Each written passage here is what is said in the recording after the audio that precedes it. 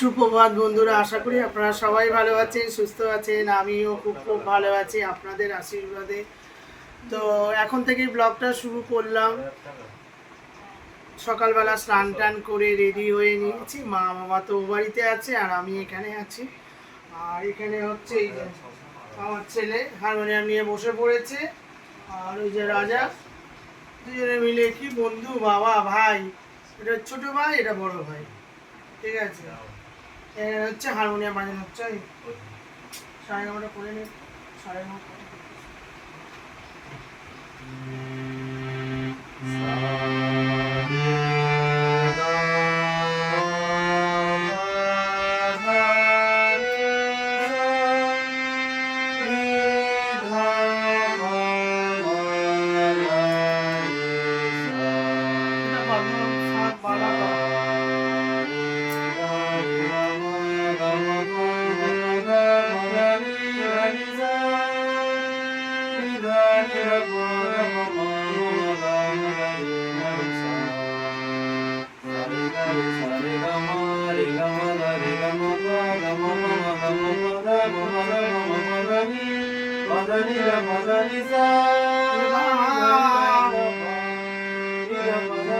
এইটা করেই আপ হয়।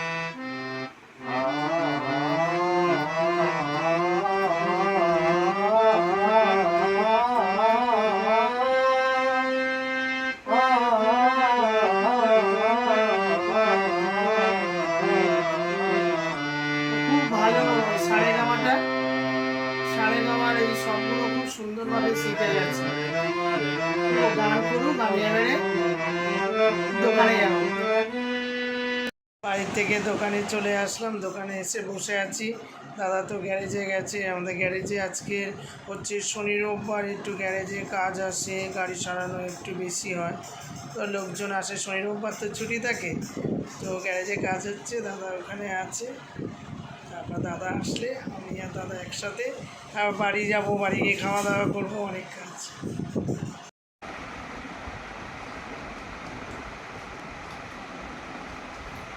দোকান থেকে চলে আসলাম, দোকান থেকে এসে ডিমের তরকারি, সোয়াবিন আলু ভাত দিয়ে খাচ্ছে। আর রোজ তো আমার রসুন খেতে হয়।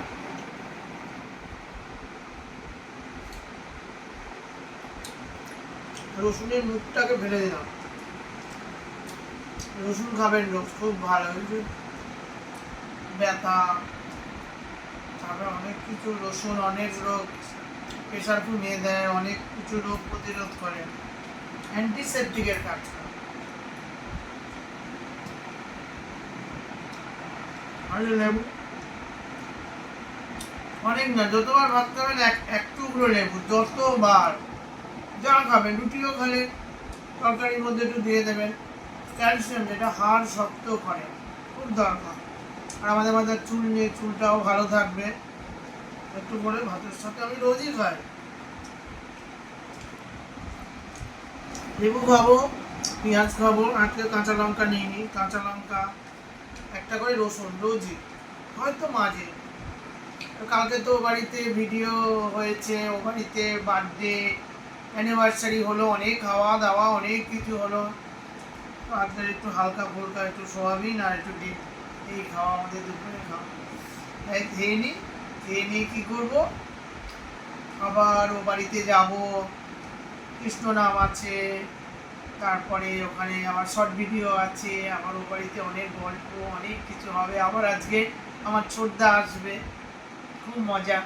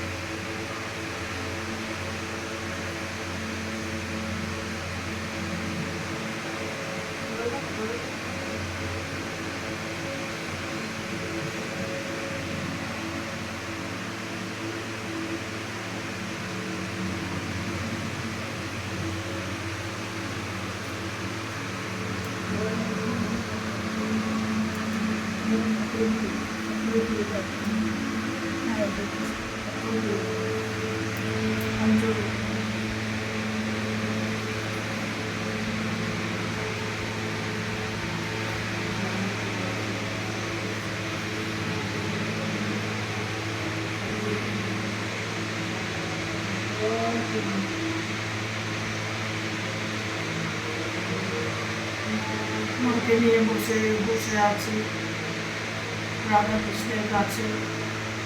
ভালো লাগে না, কৃষ্ণ নাম তো হয়ে গেল। মায়ের শরীরটা ভালো না, মা এখনো বসে আছে, আমি মায়ের সাথে বসে আছি। ভালোই লাগে, যেতে ভালো লাগে না কিছু, যেন মনে হয় এখানেই বসে রাধারানী হাসছে, কি সুন্দর, মানে সে হাসি করে না দারুণ। আমাদের রাধারানী মানে একদম একটা মেয়ে হাসছে, আর কৃষ্ণ ছোট্ট একদম দারুণ, খুব অসাধারণ।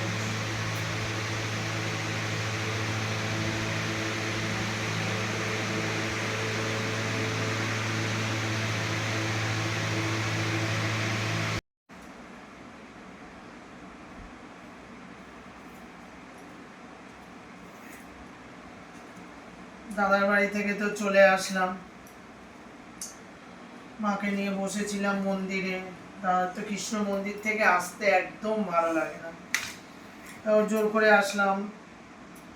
ভাইয়ের বউরা খাওয়ার কথা বললেন, না না ভালো লাগছে না, তারপর একটু রান্না করতে হবে। এবার আলু কেটেছি, আর এই যে পটলগুলো কাটবো।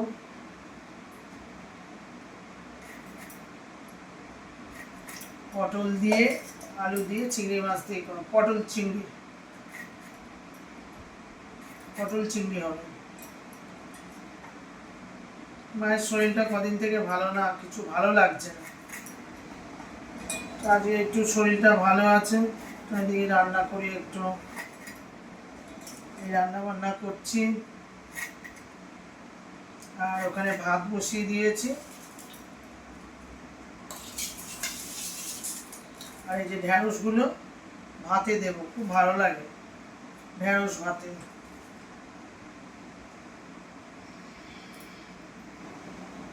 ঢ্যাঁড়স, ভেন্ডি খুব ভালো, কিন্তু হাই প্রোটিন, যাদের শরীরে যেরকম ইউরিক অ্যাসিড আছে খাওয়া নিষেধ, মানে ভীষণ হাই প্রোটিন, এগুলো বাচ্চাদের সেদ্ধ করে খাওয়ালে খুব ভালো, শরীর ভালো থাকে। আমি খাচ্ছিলাম না, আমার কদিন ধরে একটু শরীরটা খুব দুর্বল, লো প্রেশার হয়ে গেছে। এইগুলো ভাতে দিই, এটা দিয়ে খেলেই আমার খুব ভালো লাগে। এটা হচ্ছে কি বলে, একটু তেল দিয়ে, সর্ষের তেল, কাঁচা সর্ষের তেল, একটু নুন দিয়ে আর একটু হচ্ছে কাঁচা লঙ্কা দিয়ে মাখিয়ে খেতে হেভি লাগে। ঢ্যাঁড়স মানে ভেন্ডি, ঠিক আছে, আমি সব কাটাকুটি করি, তারপর এটা দেবো। ভাত যখন ফুটে যাবে, বন্ধ করার আগে এটা দিয়ে বন্ধ করে রাখবো। ঠিক আছে, ভাতটা ফুটে গেছে, এবার আমি ঢ্যাঁড়সগুলো দিয়ে দেবো, দিয়ে ঢেকে রেখে দেবো, একটুখানি পরেই হয়ে যাবে। আমার এই রাতের খাবার ঢ্যাঁড়স ভাতে দিয়ে ভাত, গরম গরম ভাত হেভি লাগে। হয়ে গেল ঢ্যাঁড়স ভাতে, এটা হয়ে গেলে এবারে কি করবে, এটা ঢেকে দেবো, ঠিক আছে। কড়াতে তেল দিয়ে দিলাম, পটলগুলো ভাজবো, পটল কাটলাম, পটল আলু চিংড়ি মাছ দিয়ে করবো। তেলটা গরম হোক,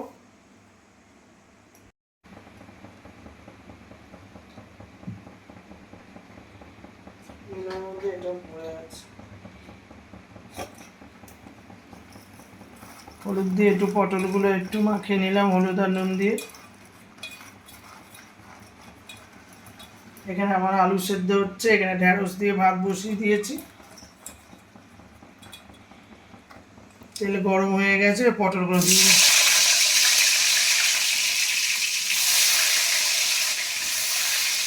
পটলগুলো ভেজে নেব ভালো করে।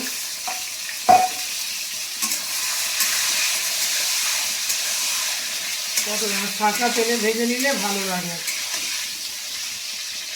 পটলগুলো ভেজে নিই ভালো করে। পটলগুলো ভাজছি, ওর মধ্যে আমি শুকনো লঙ্কা দিচ্ছি, আজকে একটু অন্যরকমভাবে রান্না করবো, পটল ভাজতেই তো শুকনো লঙ্কা দিয়ে দিলাম, পটলও ভাজা হয়ে যাবে, শুকনো লঙ্কা ভাজা হবে।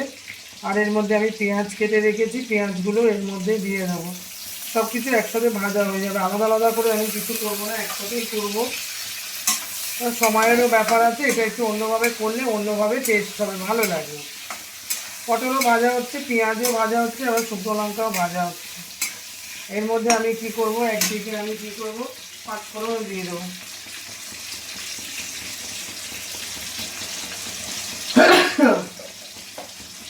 এটা একটা আলাদা ধরনের টেস্ট হবে রান্নার, ভালোই হবে, খারাপ হবে না। কারণ তেলের মধ্যে, গরম তেলের মধ্যেই তো ভাজা হচ্ছে, পটলটা ভাজলে এটা ওর সেন্টটা যাবে। এটা একটু ভেজে নিই। এর মধ্যে একটু আমি আদা দিয়ে দেবো, হলুদ,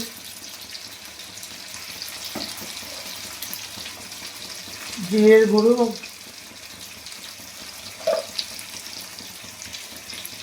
লঙ্কার গুঁড়ো আর একটু নুন দিয়ে আমি সব একসাথে, পাঁচফোড়ন দিয়ে দিলাম, শুকনো লঙ্কা দিয়ে দিলাম, পেঁয়াজ দিয়ে দিলাম, সব কিছু মশলা আমি একসাথে দিয়ে এবার পটলটাও ভাজা হয়ে যাবে আর আমার মশলাগুলোও ভাজা ভাজা হয়ে যাবে।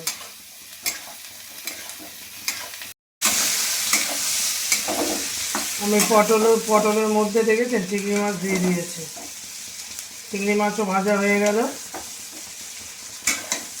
বুঝেছেন? চিংড়ি মাছগুলো দিয়ে দিয়েছি, চিংড়ি মাছও ভাজা হলো, পটলও ভাজা হলো, পেঁয়াজও ভাজা হয়ে গেল, মশলা ভাজা হয়ে গেল। এবার আমি এখানে আলু সেদ্ধ করে রেখেছি, এবার আলুগুলো দিয়ে দেবো।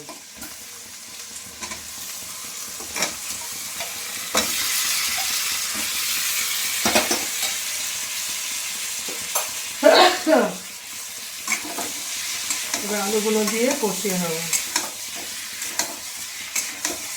দারুণ রান্না পটল চিংড়ি, বুঝেছেন? ওই কোনো জিনিস আলাদা করে ভাজলাম না, প্রথমে পটল দিলাম, পটলটা একটু হালকা করে ভেজে নিলাম, নিয়ে তার মধ্যে দিয়ে দিলাম জিরের গুঁড়ো, তারপরে দিলাম লঙ্কার গুঁড়ো, হলুদের গুঁড়ো, আদা দিলাম, ঠিক আছে? তারপর ওর মধ্যেই আমি চিংড়ি মাছগুলো দিয়ে দিলাম, বুঝেছেন? চিংড়ি মাছও ভাজা হয়ে গেল, আমার আলুও ভাজা হয়ে গেল, সব হয়ে গেল।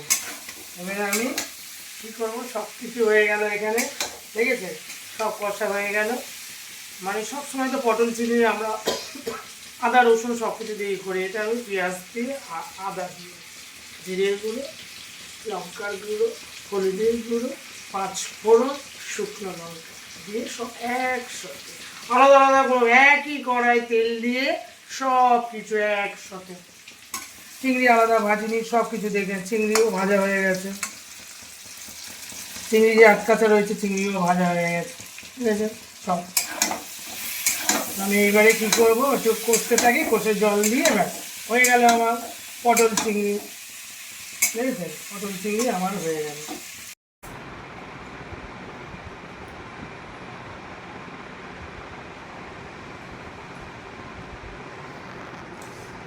এই যে ঢ্যাঁড়স ভাতে দিয়েছিলাম, ভাত নিয়ে নিয়েছি, আর এই ঢ্যাঁড়সগুলো নিয়ে নিয়েছি আমি রাত্রে, তো আর সরষের তেল মাখাবো না, এই নুন দিয়ে এটা খেয়ে নেবো, হেভি লাগবে খেতে। একটু দেখে নিলাম ঢ্যাঁড়সগুলো ওতে কিছু আছে কিনা, একটু দেখে নিলাম। এবারে এই যে নুন দিয়ে মাখাবো, খুব ভালো লাগে। ঢ্যাঁড়স খুব হাই প্রোটিন, কিছু না হলেও আমি ঢ্যাঁড়স দিয়ে ভাত খেয়ে নেবো। ঢ্যাঁড়সগুলো মাখিয়ে নিলাম ভাতের সাথে, এবারে সুন্দর করে খেয়ে নেব। আর এখানে তো পটল চিংড়ি করেছি, এটা অল্প একটু খাবো।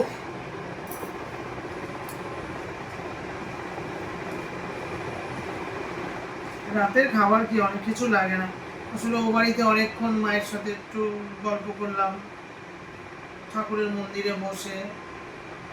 মার তো শরীরটা ভালো না, দাদার এত সুন্দর মন্দির, তো আমি মাকে বললাম তুমি এখানে বসো, বসে ঠাকুরের নাম গান করো।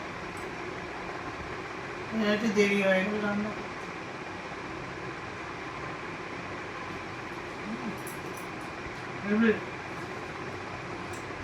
এটা দিয়ে খাওয়া হয়ে যাবে, আর কিছু লাগবে না।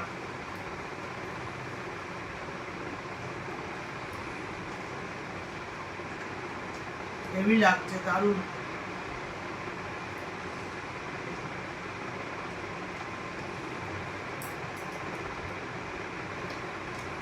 গরম ভাত, গরম ভাতের সাথে কাঁচা পেঁয়াজ,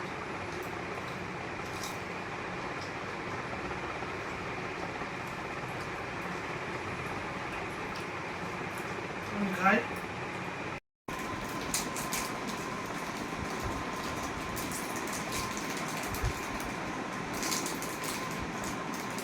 কেমন হয়ে গেছে আইসক্রিম, অনেকদিন আইসক্রিম খাওয়া হয়নি। আপনাদের দাদা আইসক্রিম নিয়ে চলে এসছে, মা এখানে ঘুমাচ্ছে। মা কালকের খাবে, আজকে খাবে।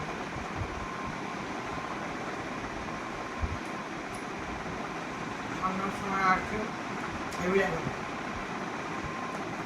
আইসক্রিম বলো, থামস আপ বলো, দড়ির ঘোল, বেলের পানা, এগুলো খুব খাই আমি।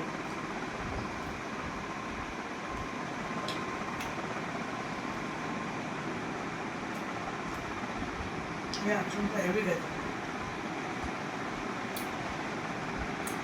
হেভি লাগছে, দারুণ। ঢ্যাঁড়সটা তো খুব সুন্দর খেলাম। এবার একটু পটল চিংড়ি নিয়ে নেবো, অল্প করে একটু খাই। কালার দেখেছেন মা আমার, লাল মির্চি,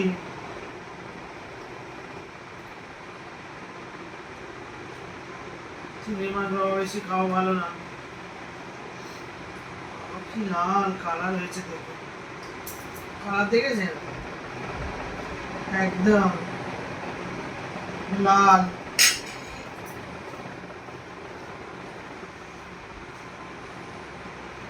পটলগুলো দেখি খেয়ে,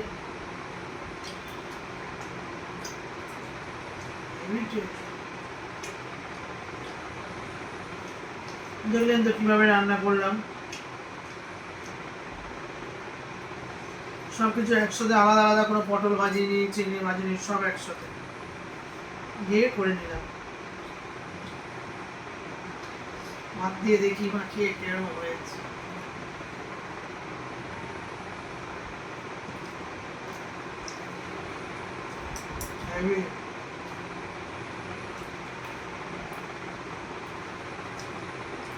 রান্নাটা খুব সুন্দর হয়েছে। প্রথমে ঢ্যাঁড়স দিয়ে খেলাম, তারপর পটল চিংড়ি দিয়ে খেলাম, খুবই ভালো লাগলো। সকাল থেকে যা যা করলাম সব কিছুই তো আপনাদের সামনে তুলে ধরলাম। ভিডিওটা ভালো লাগলে লাইক, শেয়ার, কমেন্ট করবেন, পাশের বেলটা বাজিয়ে দেবেন। আপনারা সুস্থ থাকবেন, ভালো থাকবেন, সাবধানে থাকবেন। কালকে আবার একটা নতুন ব্লগের সাথে আপনাদের দেখা হবে। আজকের মতন রাখি, টাটা, গুড নাইট।